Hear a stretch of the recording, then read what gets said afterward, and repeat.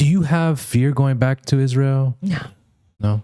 You're kind of beyond fearing like I got rid of the fear during COVID when I had engagements with the police during the protests in the street, and they were using violence against me or people. I wasn't physically hurt, but people next to me were badly injured by the police. And I took my son with me to some of those protests, and he was 10 years old at the time, 10, 11. Wow.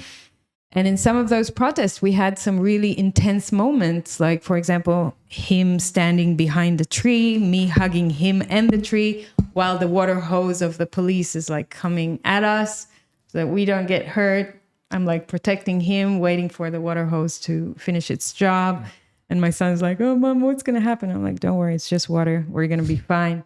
I've lost all fear at that point. When I understood that the government's not saving me, the police is not there to protect me, the state is there to take my money or take my, my energy, harvest my energy for its own good. And so, yeah, and I've done a lot of mental, spiritual work that shows me what my role is now here in the world and why I'm doing what I'm doing, why I'm, I've put everything aside to work at something that you don't make much money, as a journalist or as a podcaster, right?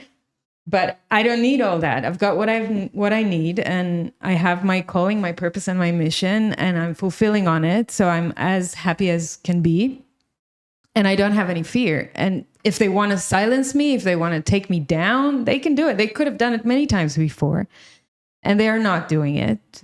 And I think I am protected in a way, in a spiritual way. Divinely protected. Yeah, I do.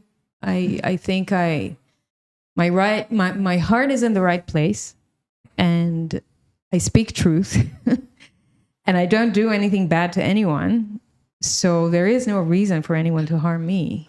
I've been thinking about that a lot recently, just about your own moral alignment and, what you're doing in this life, acting from your heart, and how we're so programmed to just fear not following the rules and this and that. But once you kind of start getting past that fear, it literally dissolves in front of your eyes. Right. Like, wait a minute, why am I scared of them? And fear is an interesting topic because it has so many layers to it. There are so many different types of fear.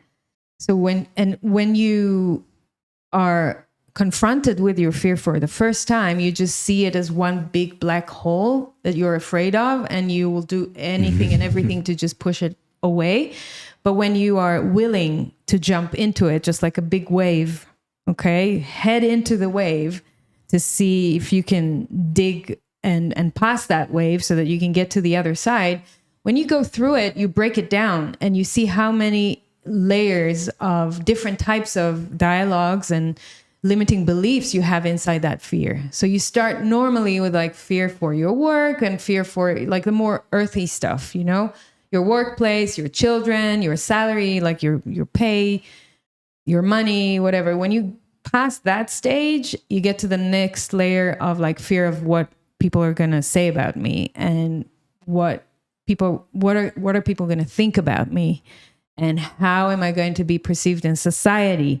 And then you have the fear of belonging, of being part of a group, being part of something. We always want to belong. We want to be, because together we feel more safe, right?